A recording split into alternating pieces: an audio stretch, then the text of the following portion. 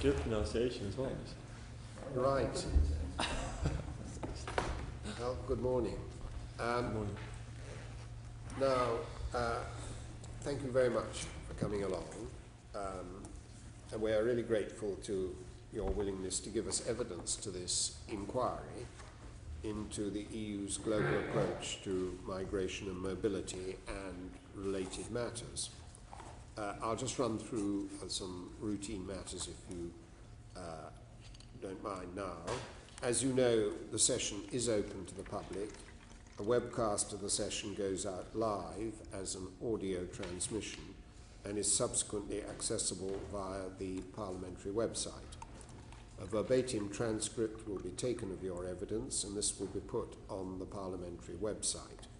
A few days after this evidence session, you will be sent a copy of the transcript to check it for accuracy, and we would be grateful if you could advise us of any corrections as quickly as possible. And if after this session you wish to clarify or amplify any points made during your evidence or have any additional points to make, you are welcome to submit supplementary evidence to us. Now, perhaps if you could introduce yourselves, and if you wish to make any opening remarks, that would be entirely welcome to the committee. If you don't wish to do so and wish to go straight on to questions, that would be welcome too. It's entirely up to you. And of course we have had circulated, and I hope read, some of the material that Openeurope has written on this matter and which are covered in the questions which, as you know, we'll be asking you. So, Mr. Persson. Well, thank you so much, Lord Hannay, and thank you very much indeed for the invitation and for having us. My name is Mats Persson. I am the director of Openeurope. This is our research director, Stephen Booth. The only thing I would say initially is that in our work at Openeurope, what we have primarily looked at on this question is, of course, the politics of European Union immigration policy, the interplay between what's happening at the EU level and the domestic level. We've also looked at internal immigration, free movement, and so forth, and also the EU asylum system. We haven't looked as much at the issue of third country immigration. So just keeping that in mind as we give our evidence, that our own research and our own work on this has been in those three areas primarily that I mentioned. But in addition to that, we're of course happy to share our thoughts and hopefully insights. Well, I think, the committee is in fact covering all those areas as well that you've spoken about, because you can't sort of divide this subject up into neat parcels, although that's what legally you have to do. Sure. But you can't, in reality, in policy and economic terms, divide it up into completely parcels. And none of the witnesses who come to give evidence to us has done so. The Swedish minister who came gave evidence across the whole board, including asylum, including intra-migration, intra-EU migration. So we're very happy if your answers stray into that area as well. It will be thoroughly useful to us, and we're not literally taking a narrow view of migration and mobility from outside the European Union as the only thing that affects this equation. Sure thing. Mr. Booth, do you want to say something at the beginning, or? And I don't have much to add to that other sort of introduce myself as the research director, and I've done a lot of work on the not just on the internal migration, we also looked at the European neighbourhood policy, which I think is quite a good example of. Could you go a little bit slower? Sorry, yeah. I've also looked at the European neighbourhood policy, particularly in the North African region and in the Mediterranean, which I think is quite a good example of the kind of issues that we're talking about kind of in action. Yes. But I noticed that the Openeurope study on the North African migration, which you were pretty critical about the neighbourhood policy and so on, it largely, entirely relates to the period before the Arab awakening. Yes. And therefore is to some extent of more historical than practical interest, since the world we're now living in is an Arab world awakened, sure, and the likely consequences for migration of that rather than of the I agree with you actually, entirely unsatisfactory situation that prevailed when these countries were ruled by autocracies and there was very widespread human rights abuses and so on. And when these countries were being used as channels for migration, which I suspect they're to a much lesser extent now because of the turmoil in them. Anyway, that's very helpful. So I think we'll go into questions now. And just to begin, I wonder if you could give us your view on the EU's global approach to migration and mobility. First of all, how well do you think it's operated to date? And then, is it an effective strategy for the future? And here I'm talking, about the communication which we've got under review, of course. Well, I think, firstly, as you mentioned, we have to look at the past experience to kind of learn from that. I think, in principle, it's a good idea to have greater coordination at the EU level of how you talk to third countries about the issues of legal migration, also about asylum and preventing illegal migration. But it seems to me that the fundamental problem with the idea of this global approach is that the Commission has been given this policy strategy, but without the tools really to deliver on it, because the actual decisions about how many people allowed to settle in member states or come to member states still rests with the member states. So the Commission is in the position of is a difficult position of going to third countries to try and in the pursuit of dialogue without actually being able to deliver on often what is basically a two-sided deal. They're basically saying we encourage you third countries to help us with preventing illegal immigration, setting up the capacity to prevent issues around asylum and so on. And the quid pro quo is often about opening up access to the EU and increasing mobility within the EU. But it can't deliver on that second half of the bargain because that's all about member state competences. And I think that is the fundamental problem with the global approach. And I think that is something that isn't going to be changed by the new approach. I think it's the same fundamental issue it underlines. Well, you've posed the dilemma very clearly there, and I'm sure there must be validity in that. But do you conclude from that the member states should be collectively giving the Commission more firepower, as it were, in this matter, or not? Well, I think it's very difficult. I think politically you're seeing that there isn't much appetite for that. There is no appetite for a common immigration system among the member states. The Commission has tirelessly been trying to deliver one and push one, but it has never really got anywhere at the level of member states. If you're talking about legal migration, that's certainly true. Even if the issue of the asylum system, the Commission has obviously been pushing this idea of burden sharing, and again, that hasn't really got anywhere in terms of the Dublin system. So you can see that the political will isn't really there among the member states, and I think that's just a fact of life. It's very difficult to change, and therefore, I think we just have to be realistic about what the Commission can ever do in terms of this idea of global approach and speaking with one voice. You have to look at the facts on the ground, and if you can't actually deliver it, it seems that you may be barking up the wrong tree, and it's slightly almost an exercise that is almost doomed to fail almost. Could I add to that just very, very briefly? I think in theory and in principle, it does make sense to have more common measures at the EU level in the areas of immigration and asylum. So in theory, it does make sense to give the European Commission more powers over that area. Because if you have free movement internally, then it makes sense to also have more coordination and cooperation externally. I think the two should go together. But that's in theory, and as Stephen said, I think it's actually politically extremely difficult to outsource this area to the EU level, because it has such intimate links to sort of the social bargain, the bargain between a government and its electorate, immigration policy has. So if you try to do that prematurely, to outsource it prematurely to the European Union, I think we may experience a backlash. So whilst in theory we would probably think it would be a good idea, this is one of the areas where actually more Europe could be beneficial.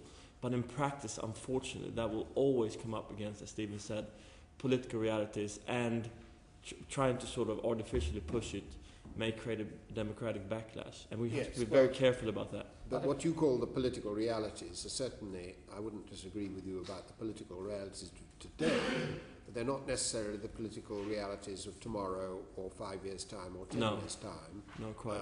When the demographic situation may have produced a completely different set of pressures. But I take your point, yes. But I think also, I have one more thing. So on a more practical level, I read the Swedish minister's evidence to you, and he was very much of the view, just looking at labour migration, his view of the Swedish model was based on demand driven by the employers.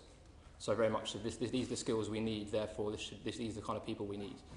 Whereas the Commission's approach is to link this idea of mobility to foreign policy, and it's much more on the supply side, therefore it's about let's do a deal with this country about labour mobility. And it's to me, those seem like competing concepts. One, the fact you have a demand-driven side of labour mobility driven by employers, whereas the Commission's view is more linking it to the idea of external action and foreign policy, which by virtue of the way that's going to work is going to be a deal with a certain country.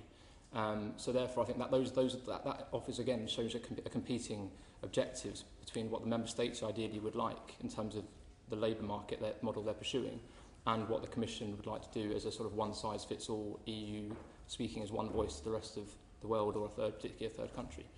Okay, Lord Mackenzie. Thank you, Lord Chairman. I think you've partly answered my question, but could you add to it by suggesting how the effectiveness of the global approach could be improved? And also, what is your view of the proposal of the most recent communication from the Commission?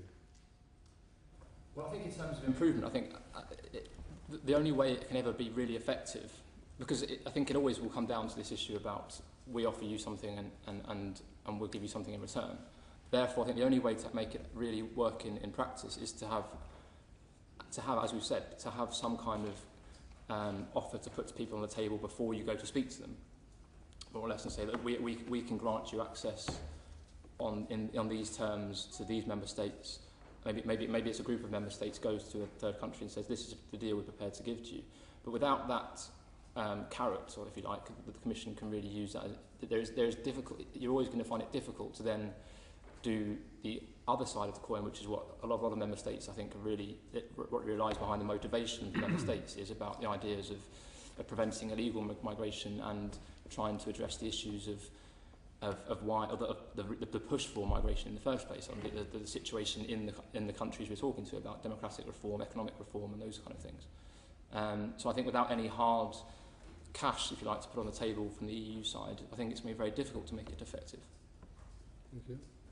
And I don't think the Commission's proposals really address that issue. Have you anything to add about the most recent communication itself? Well, as I said, I don't think it addresses that fundamental issue. I think what would concern Open Europe and probably a lot of member states is this idea of it being. It's very very clear. I think it says it talks about linking it to the EU's foreign policy and it being migrant centred, which are two things that I think member states and voters in the member states wouldn't recognise as the prime objectives of a migration policy. And I think that is the problem that it has. I don't have anything to add to that. I think that's the main. Thank you very much. Lord Jarman. Open Europe has criticised what it sees as the failures in EU engagement in North Africa and Middle Eastern countries. Now, the Chairman touched on this area in his initial exchange with you, but I think it would be helpful for the committee if you could say a little bit more about the grounds for this criticism, this conclusion on your part. Sure. I think it's a very good sort of example or case study of the kind of issues we've been talking about. I have two examples that I hope can illustrate the point that we've been making. The first one is that on the point of kind of capacity building in third countries about kind of the preventing illegal migration and trying to encourage legal migration. we looked at a migration centre that was EU funded and built in Mali with the aim of being an information centre for people seeking to enter the EU, and one of the objectives was also trying to help people do so legally. And according to the EU's documents, it cost 10 million euros, and in total only 29 Malayan workers gained access to the EU, only 6 of which did so sort of via facilities and information provided by the centre. And the reason for that was that only Spain had a deal in place with Mali on labour migration. So it illustrates this issue about it's fine to have the approach and the policy there, but without the actual tools and the mechanisms in place to make it happen, it's never going to be effective. And then another example that I think is also that highlights another issue is that of which I think that Lord Hannay mentioned earlier about this compromising the EU's principles of human rights and so on. That we're in a situation where the EU was funding Libyan law enforcement agencies to debrief potential illegal immigrants. And I think that's another example of which illustrates the problems that the EU has faced in its approach by trying to basically prioritise this idea of basically keeping people out over this is the idea that you can keep people out by granting money, huge grants of money, in the idea of promoting democratic and economic reform, which I think patently failed in North Africa and those Mediterranean states, but also working with these countries on practical things like law enforcement and toughening up the borders and so on. It resulted in huge compromises on things that the EU would hold up as its major principles, like human rights and so on. And I think those two examples illustrate the kind of problems that the EU faces without this actual political willingness to actually follow through on the idea of this strategy of having dialogue, but also there's no point in having dialogue unless it's followed up with access. Two questions. I think what you're saying relates to the way the EU tried to deal with the Mubarak, Gaddafi and Ben Ali regimes in those 3 countries, which is a matter for historical record and which we don't need to have an argument about, because I think your study showed that it was pretty defective, both defective in effectiveness and defective in human rights terms as well. Now, we're in a different era now, which doesn't enable us to say, obviously, that all those human rights problems have simply disappeared because there have been elections in Tunisia, elections in Libya, elections in Egypt. But at least there is the hope that there will. And of course there is another factor which will come, which ought to come into play, which is that the EU's relationship with all these countries, the countries that have moved on to a democratic track, ought to be a much deeper and fuller relationship than it was previously. So, to some extent, I think if you could factor that into your answer. I agree, but I think what you have to look at is why they dealt with the regimes. What was the driving force? And the reason, I think, that under the motive was that that without granting access, it's complicated by the fact of the nature of the regimes, but the fundamental issue is still, do you want to grant access to the people entering the EU? And if you don't want to do that, you have to deal with whatever regime you did, and we ended up dealing with some quite unsavoury people. But I think the underlying premise for that it still remains. And another issue that I think is worth looking at is the opportunities. Why are these people coming to, or why do these people want to come to Europe? And I think that one thing that is potentially positive is that if we can deal with more democratic regimes and so on, the scale of economic integration should be pursued in terms of boosting trade. I think that's something also the EU failed to do with the ENP countries, is that there was still too many barriers for actually having a job in these countries and exporting your wares. Instead, the only actual solution was to leave the country and try to enter the EU. So that's another aspect of the ENP that I think failed in the previous approach. Chairman, there have of course always been those who have questioned the policies to which you refer. They haven't always been listened to. I wonder whether I could ask you 2 questions. One is,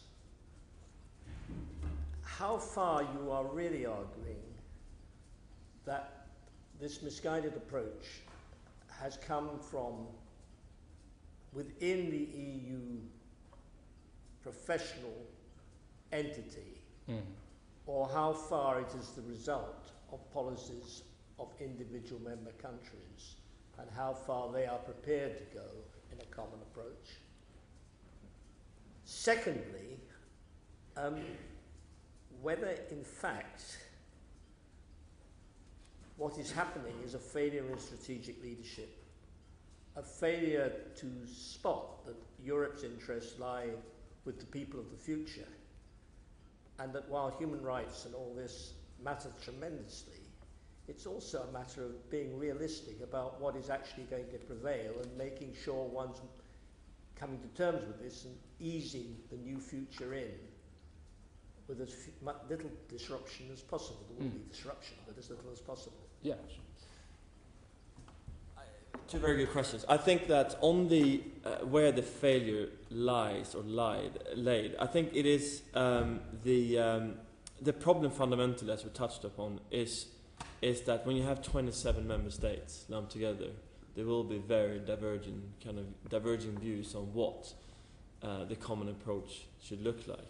And the ENP fell into that trap. It tried to do far too many things because it tried to sort of meet far too many member states' sort of preferences or demands or links to various parts of its neighbourhood. And in it trying to achieve so many different things, it ended up arguably achieving none of them, none of the objectives. That was a problem. So I think there needs to be some sort of sediment. If you look specifically at the ENP, what exactly do you want to achieve through that policy? You have to pick a couple of key objectives and then go for them.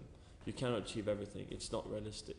So I do think the failure, we shouldn't blame the European Commission too much for the failure. I think it was a result of member states having far too many different views on what the ENP should be. And I mean, and the Mediterranean Union is sort of a key example of what the EU should not be doing, trying to sort of have a halfway house to kind of appease southern member states, but that halfway house doesn't achieve anything at all. It's only confusing.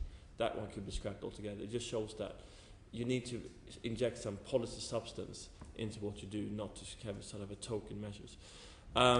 So do you want to add to that? Yeah, I think on the second point about strategic vision, I think you're right. But the question is, I think that has to come from the member states. Really, I think that you can't expect the Commission to have a strategic vision for the EU in terms of kind of external relations. That has to be from the member states.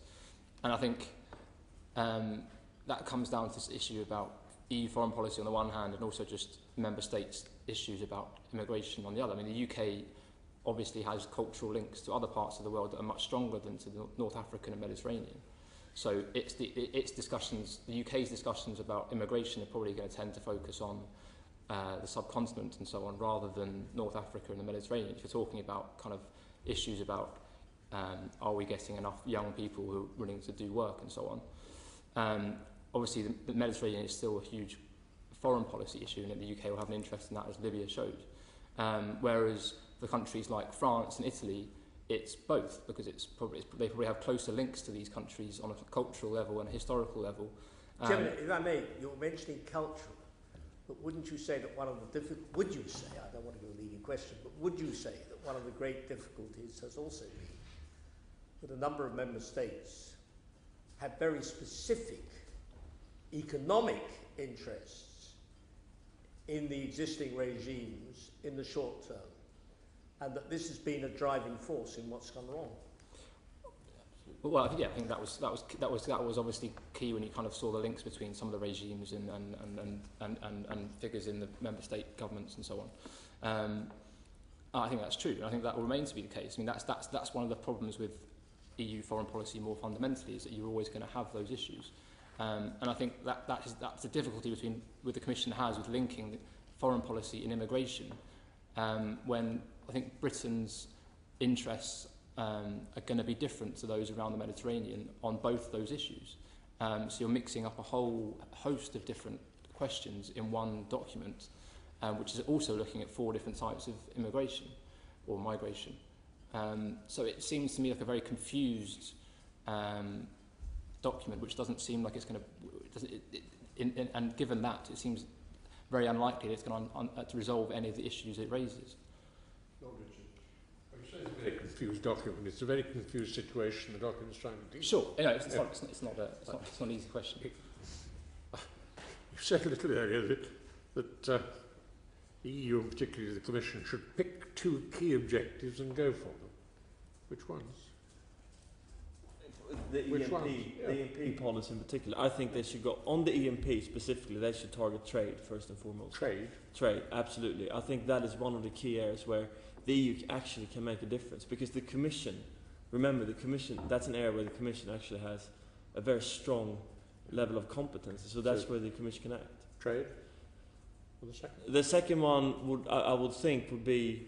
Well, I think it probably has to. If you're looking at it from a migration perspective, and it depends on your objective. But I would say, if given what appears to me to be the motivation for most of this, which is actually preventing illegal migration, I think if you can boost trade and at the same time boost the enforcement and the kind of the border issues, those would seem to me seem to me to be fulfilling the main objective that seems to me to be underlying the idea of the EMP in the first place. So what we should be doing is pursuing I could just insert this at this stage. If the EU could, together with other Western donors, do something about the skills levels in these countries, at the same time as helping them through trade concessions to increase their trade, that would both provide a higher level of skilled labour within those countries to meet demands of economic growth, but also would it perhaps mean that some of the migrants were more qualified than they are now. You mean funding education? Yes, that's right. Funding vocational training and things like that. I think in theory that's a very good idea. Again, it comes back to what realistically can be achieved. If you look at the scale of the funding needed for that to have an effect, I just don't think EMP is big enough. But I do think you can have targeted funding at certain segments of society in those countries. Right. And that should be vocational training. It should also be aid for trade facilitation. Yeah. But it's also Lord Richard, I'm sorry I interrupted you. I just want to be clear about the sort of, the package. Well, I think it's a question. Can I just put the question? Yeah, sorry. Okay. It seems to me that what you're saying to us is that the EU should have a positive policy in trying to encourage a defensive strategy in relation to the borders of the EU. In other words, that you try and stop the illegal migrants coming in. In addition to that, at the same time, we should be doing something to encourage trade and activity between the exporting countries, if I can use that rather horrid phrase, and the EU.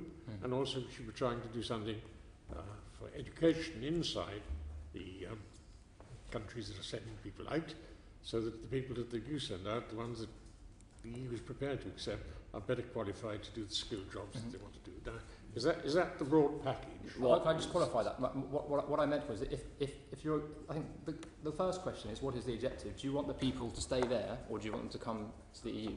I think that's a fundamental question. You want the right people to come. Well, exactly, but but that's difficult, isn't it? I think it seems to me the Sorry, I don't believe that for a second. I mean, if you actually scratch the surface with the individual member states, they'll say, yes, of course we want migrants, but we want the right sort of migrants to fit our economy and fit our development. So they've got to be skilled. We say that, the French say it, everybody says that. No, I agree, but I think what the EMP was trying to do, in my view, was it was trying to prevent people coming, and through funding and through other issues. I think if you're trying to meet that objective, in terms of combating the illegal migration, which I know it's difficult to separate them, but if you can think of that in that concept, I think the best way of doing that is to improve the situation in the host country, which is through trade and through education and the issues we talked about. And the second issue about selecting a filter mechanism for getting the right people into the EU, I think that's a much more complicated issue. But I think that those are two separate objectives. But if you can agree that those are the two objectives of your policy, it's then choosing the policies or the tools to meet those two different objectives. And I think the first one, the EMP failed hugely because it was just throwing the money at the issue and not actually improving the situation in the countries, which we think that a bigger focus on trade would have done a better job on that. I think the second question is much more complicated, and it's not something that we've done a detailed look in terms of the policies that you would use to meet that. But as I said earlier, I think that one of the problems with us meeting the second objective about getting the highly skilled people in is that it seems to me that the Commission's approach and the employer-led demand approach seem to be in conflict, and I think that's a difficult thing to resolve. Well, given this conflict, and the inability of the European Union to intervene in what are member state competencies, do you think that the EU can really hope to achieve anything through instruments such as the mobility partnerships and common agendas on migration and mobility, which are included in the GAM? And should the balance between the EU and member states be changed, and if so, in which direction? I think that goes back what we said. Goes back to what we said earlier. I do think it is a very difficult ask, and it will be politically very difficult to achieve. So, at the moment, I don't think anything substantial can be achieved at the EU level on these issues. As Lord Hannes said, that may change in future. It may come to a situation where there's more political appetite for having more common measures at the EU level. We don't know. But at the moment, we just have to be a bit realistic about what this possibly can achieve. But I do think that the voluntary approach could be a positive thing. If you sell this as a voluntary thing that selected member states can take part of if they want to, and start to pool resources and so forth, and take more decisions in common and have more joint measures, I think that could possibly serve as a positive examples for to follow. So in other words, you can sort of have almost enhanced cooperation in this area. It wouldn't formally be enhanced cooperation, but the same principle applied. Or you can apply a similar approach to what you have in the European Development Fund, the EDF, where member states participate voluntarily. And perhaps by leading in such a way, you can lure other member states to take part as well. If the European Union is to abandon any attempts to have common policies on primary migration for work purposes, should it not at least aim towards common standards on the admission of dependents, which are the largest number of migrants entering most European countries, including the United Kingdom? And should it not also aim at spreading the adherence to UNHCR guidelines, such as those on the treatment of women and on the LGBTI migrants who come here for asylum? And UNHCR has constantly tried to persuade member states to adopt these guidelines, and to some extent they are incorporated in the immigration rules of this country, but not so much in other European countries. Would that not be an objective that the European Union could aim at? I'm not familiar with the details of the UNCHR's guidelines, but I mean, in theory, yes.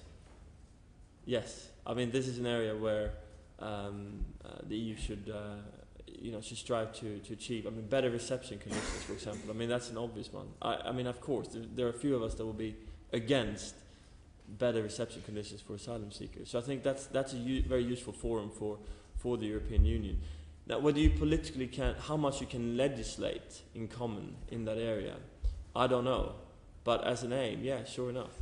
I think an interesting issue, again, from reading the Swedish minister's evidence, I mean, I think obviously some basic common human rights standards are obviously vital, but he talks about this idea of competition among them, especially in this changed, potentially looking in the future, as Lord Hanley suggested, in this changed demographic situation where the political narrative may have changed, and it'd be more about actually trying to get more labour migrants and so on, and being member states being in competition with each other.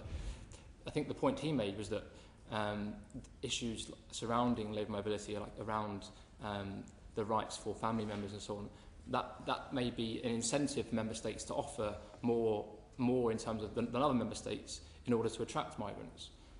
So I think that is something that may well happen in due course through that process of kind of the member states that will want to attract migrants may offer better conditions, or may offer wider conditions or wider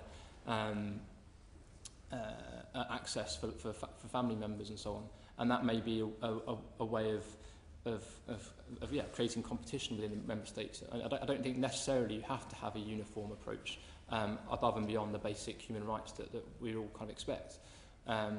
So I think there's no necessary reason why the EU would have to legislate on that basis. I think that you could allow member states to be in competition if they want to seek labour migrants. That would be potentially quite an effective way of allowing member states to compete with each other. Have you considered to what extent the demographic problems which are foreseen by some people would be resolved by a reasonably liberal approach to the admission of dependents? Because if the dependents come at a fairly early age, they will be fully trained in the host countries and will acquire the skills that may be exhibiting shortages that would otherwise have to be filled by the admission of primary migrants. So there are very large numbers of these dependents entering all European countries who might be the reservoir from which that demographic hole is filled. Yeah. Now, I think I tend to agree with Cecilia Malmström, the commissioner in charge on this. In her analysis, when she does say that part of the demographic problem that Europe is facing and will face to a much greater extent in the future can be addressed by more labour migration. That's absolutely right.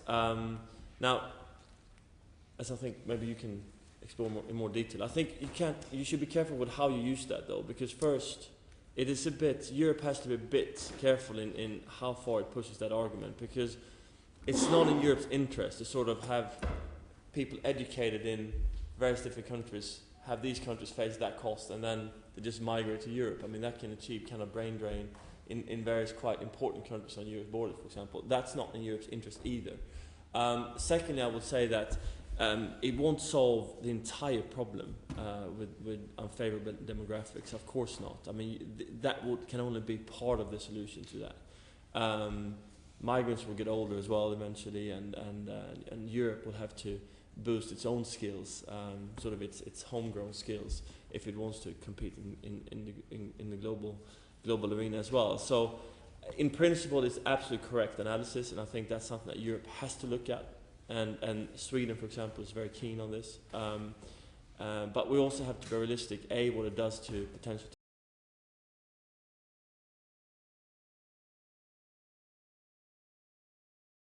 our neighbourhood, if it leads to brain drain, and B, that can only be part of the solution.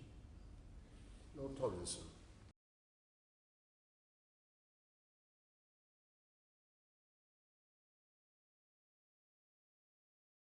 Yes.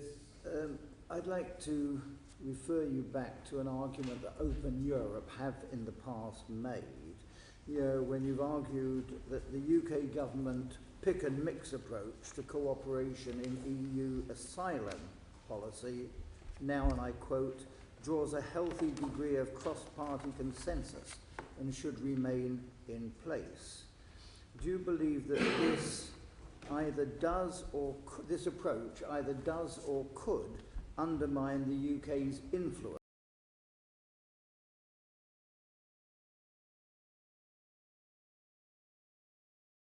on EU policy developments in this area? I'll start off on that, and then I hand over to Stephen. I don't necessarily think so. Unlike in many other EU policy areas, for example, the ones relating to the Eurozone crisis, it's not that kind of political momentum behind this for it to really pose a threat to UK influence. It would have been different had this been the kind of policy area that perhaps some people around the table wanted to be, with much more EU involvement and much more sort of momentum behind common EU measures. Then I think it may have been, it would have posed a risk to UK influence.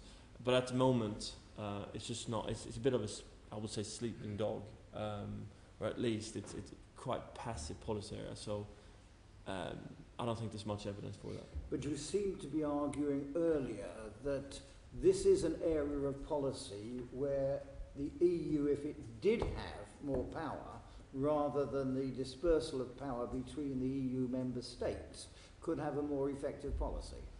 That's true. I absolutely. That's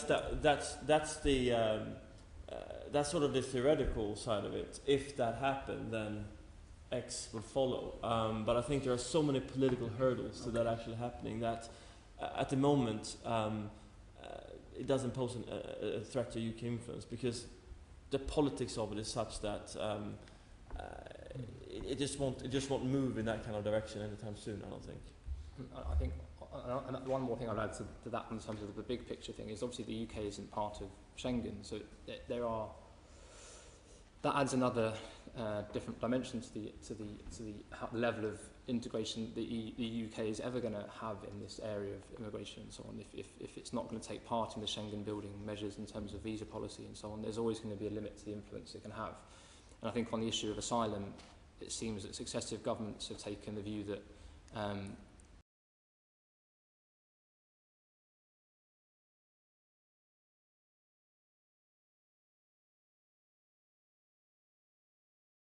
they've accepted the current standards in terms of reception conditions and human rights standards.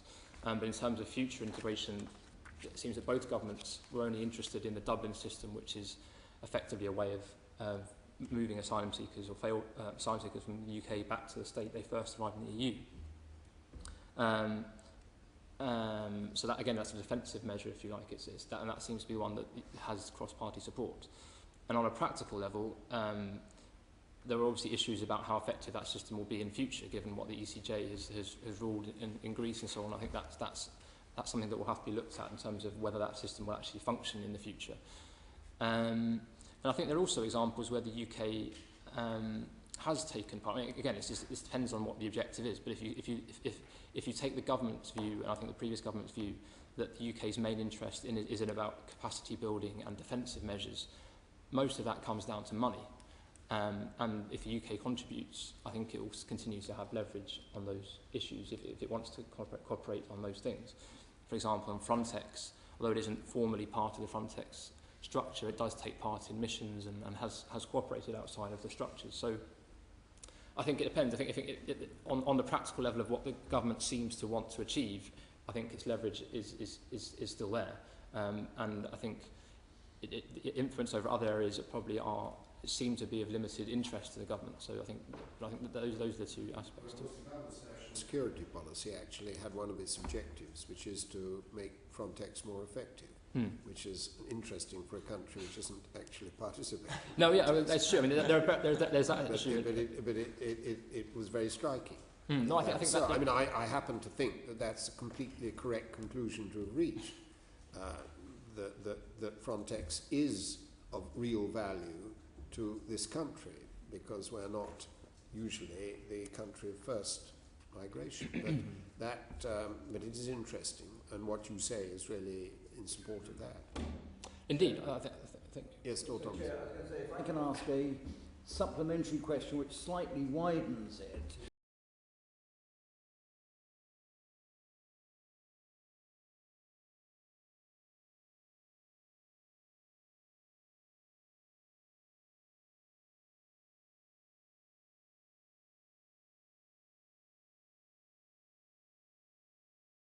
Because I understand exactly what you said now, and that's in the context of asylum seekers. But the burden of what I understood from you earlier on was mainly about illegal migration. Now, what is the balance of your concerns between asylum seekers and illegal migration, and what do you think is the current trend of illegal migration both into the United Kingdom and into the EU as a whole? We have some statistical information that suggests it's falling and falling quite dramatically. Illegal immigration. Illegal immigration. Yeah. Do you accept that, or if not, what do you use as your statistical information? I don't know. Yeah, I mean, that's not something that we haven't taken. It's not something that we looked at in great detail in terms of the figures So we couldn't really answer the question in any real in confidence, I'm afraid. Thank you. Can we come back to the question of demographics, which we touched on earlier? Because I think the trends and prospects are that, over time, there will be need for more migration in the light of what's happening demographically. Well, what do you think are the likely consequences of that if popular resistance to immigration level and policies continues? Because in a way you were saying earlier that you've been looking at politics of immigration. Mm-hmm. And how are you going to square that? You need migration. Yeah. And how is going to square that with the attitudes to migration? Yeah, I think it's going to be a very, very difficult sell, I'm afraid. And I don't say that with any sort of joy at all, because we are supporters of migration in many ways. We think it's a good thing. But it's going to be very difficult, and particularly in this economic climate, I think, where we already see some quite unpleasant political parties rising around Europe. And I'm afraid that may continue until we see the end of this crisis. Politicians, I think, have a huge responsibility in this. Just looking at the politics of it, and we do perhaps have a bit of a comparative perspective, from various different individual EU countries. Politicians need to talk about this. They need to explain what's going on. They need to manage it carefully. What the Labour government did, for example, this was of course EU migration, inter-EU migration, but what the Labour government did on not taking the issue seriously of the scale of influx from the new member states, I think was a major mistake. That kind of undermines confidence in migration as a whole, because of course the issues are blurred in the views of the public. So politicians need to talk about it, need to take concerns from individual citizens and communities seriously. And thirdly, need to have a game plan. And I think this is where the Swedish example is quite interesting, because the Swedish government has come out explaining what they're trying to do. They've been transparent, they've been open, and they have reached a sort of consensus, or at least a deal within the Swedish society between the employers and the employees. Although it's not entirely pain-free, at least there's some buy-in from big part of Swedish society for what the Swedish government is trying to do on the labour migration front. And it's also interesting because they are trying to break with this quite complicated immigration model from years past, which have heavily focused on asylum rather than economic migration. So, and I think that has in turn actually, perhaps, although it's too early to say, but perhaps it has kind of pushed the anti-immigrant party in that country, the Sweden Democrats, slightly to the sidelines. But it's too early to say. But I think that it will be an interesting one to watch, whether that is a model for how to communicate and sell more migration to your public. But do you think there's another element to this? Because I think there was a saying, that you wanted labour and human beings arrived. Because in a way, you can look for labour, but in terms of people coming in, the question of dependence, do you think there has to also be a strategy in terms of integration and all of that? Because you can explain all of that, but you need to have some practical strategies. For integrating the newcomers into society, you mean? Yes. You know what? I think that the best tool for integration is the labour market. Mm-hmm. If people can get into labour market quick, almost immediately, then you can't replace that in terms of assimilation and integration.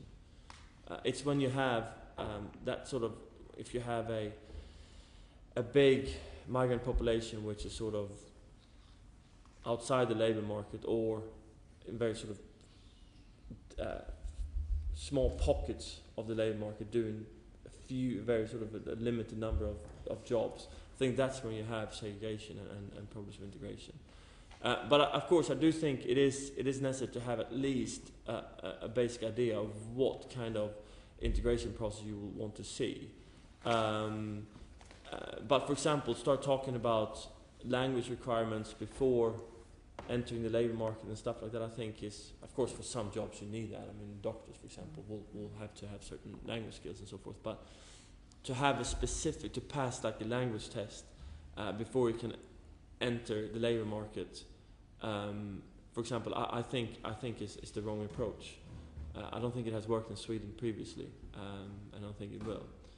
That should be sector specific rather than as a sort of one size fits all measure. Does that make sense? So I do think the labour market is key, and the fewer barrier to enter the labour market quickly and swiftly, the better. Thank you. Yes, Lord Avery. Can I return to the question of dependence? Do you know of any European studies on the contribution that dependence will make in the future to filling the gaps in demography?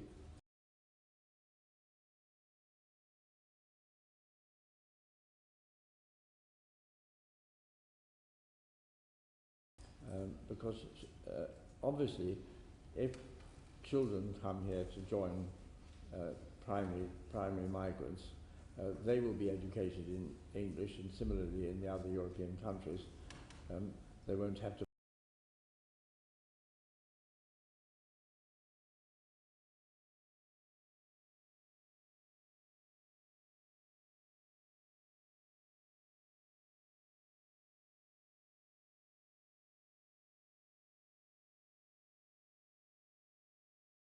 pass any language test, and they will be fully educated to meet the labour requirements of the home.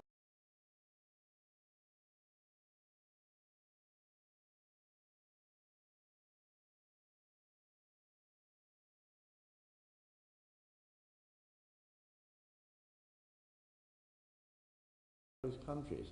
So I wonder if the European Union has made any study whatsoever of the contribution that the dependents might make in the future to filling the labour market requirements that we can foresee. I'm not aware of any. Do you think it should? Do you think the European? I think it's something that's.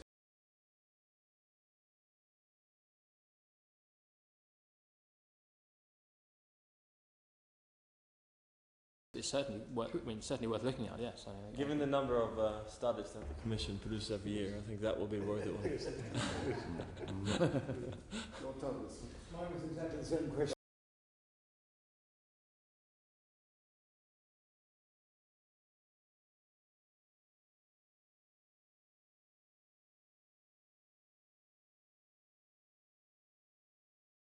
Right. Now, Lord Sharkey, I fear your fox has been some extent shot.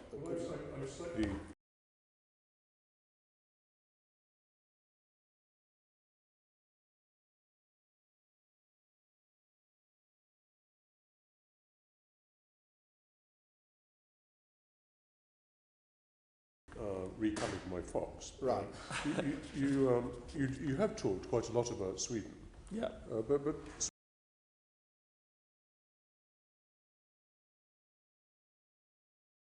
Sweden is a very small country. It has very specific demands and requirements. It's a relatively homogeneous society. And do you think there are any parts of the Swedish model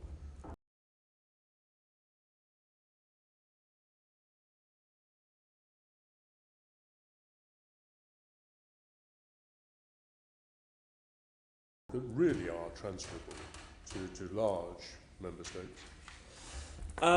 It's a very good question, actually. I think I'm a bit agnostic on that. I think we need more evidence as to what the Swedish model will mean and what it does to the basic sort of migration trends to Sweden.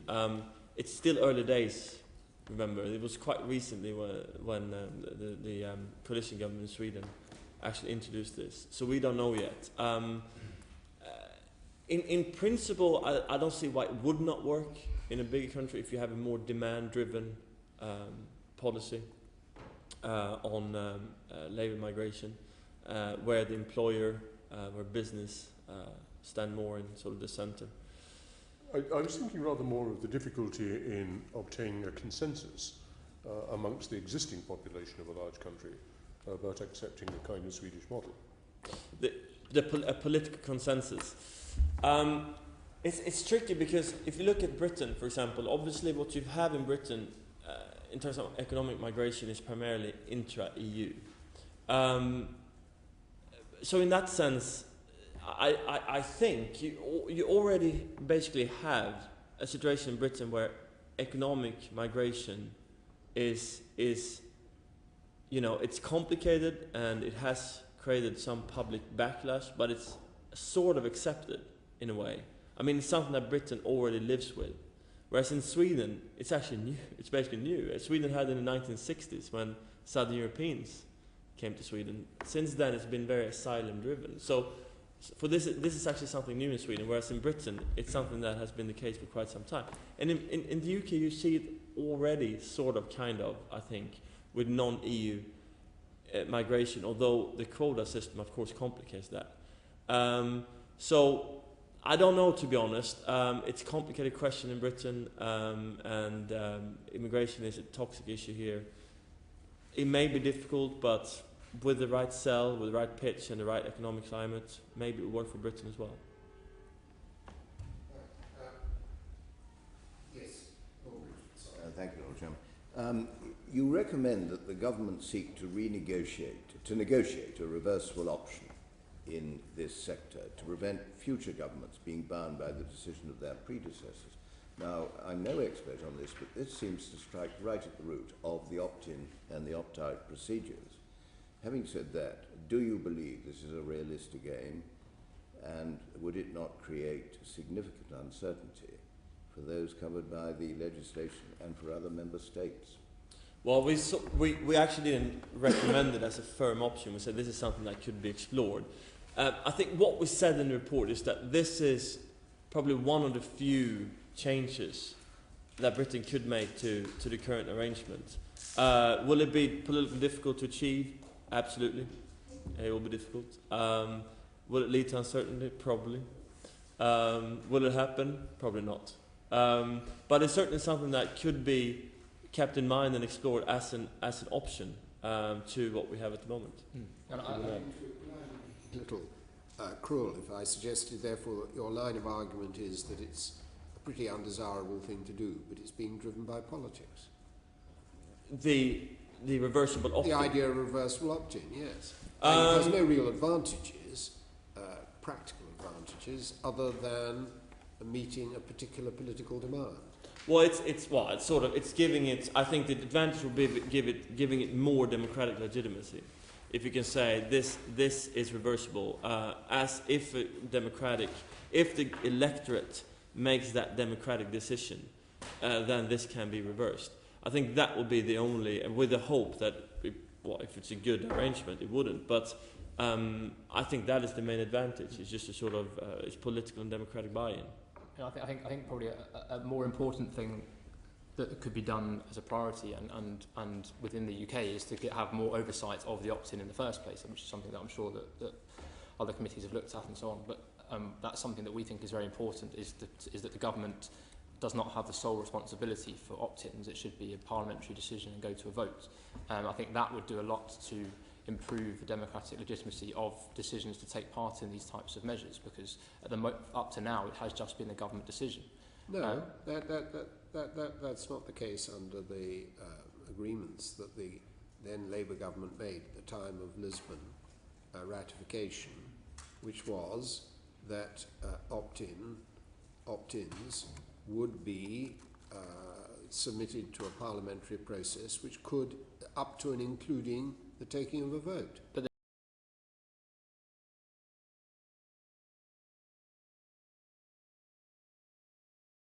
they're under no obligation. We have actually applied it in this House, and they have applied it in the House of Commons as well, where they had a vote quite recently on a government decision about an opt-in.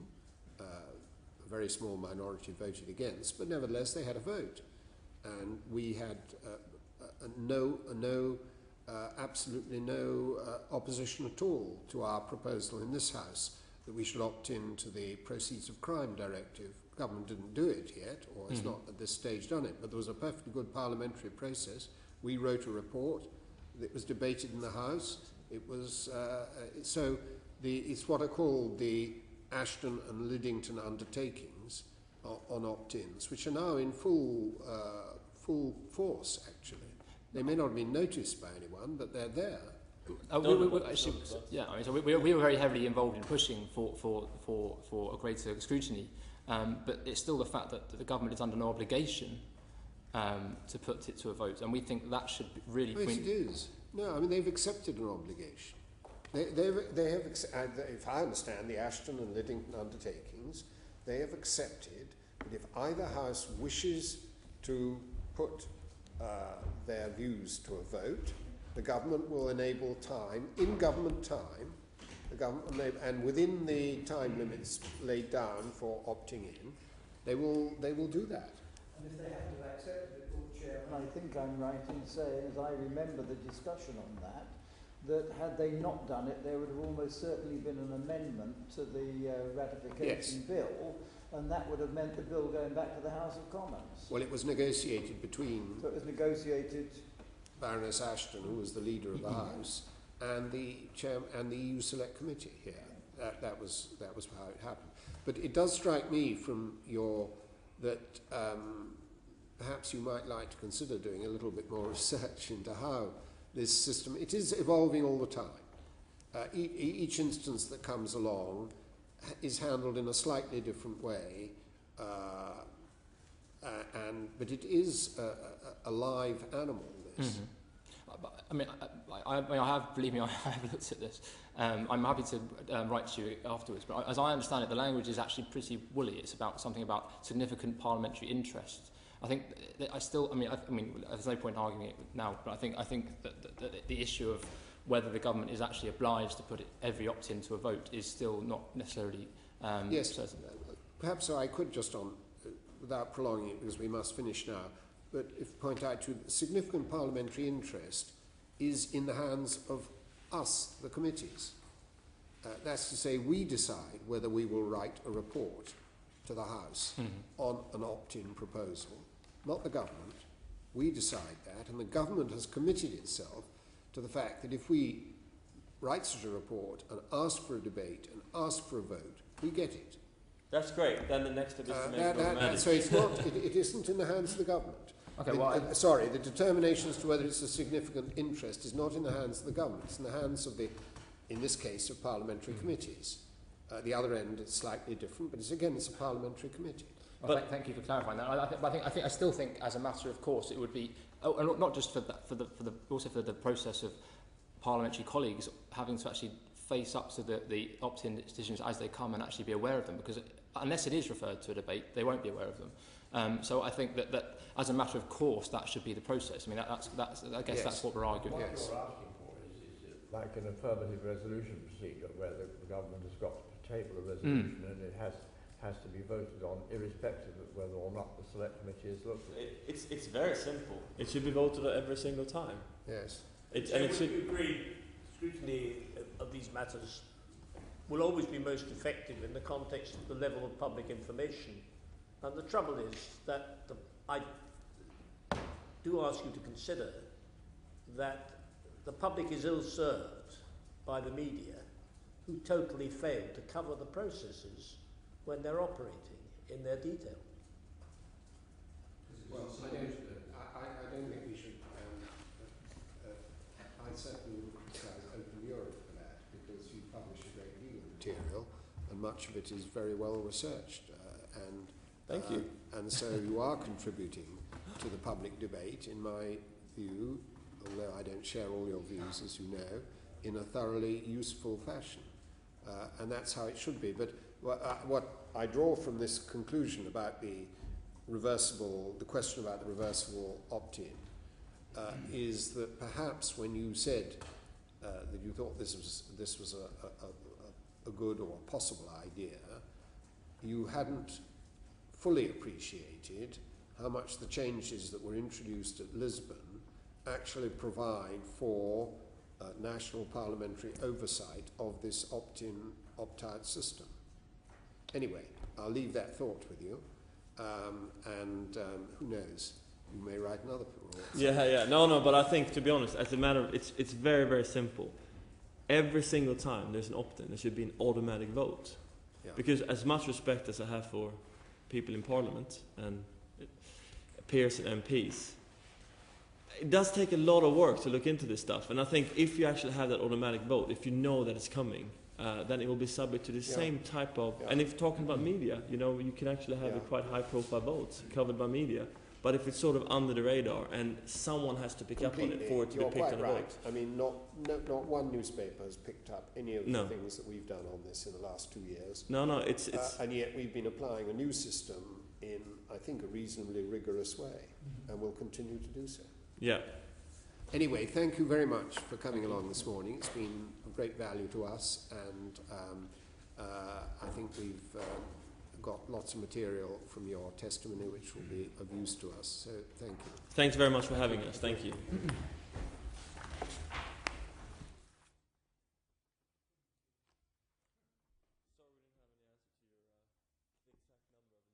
Committee Room 3, Sound.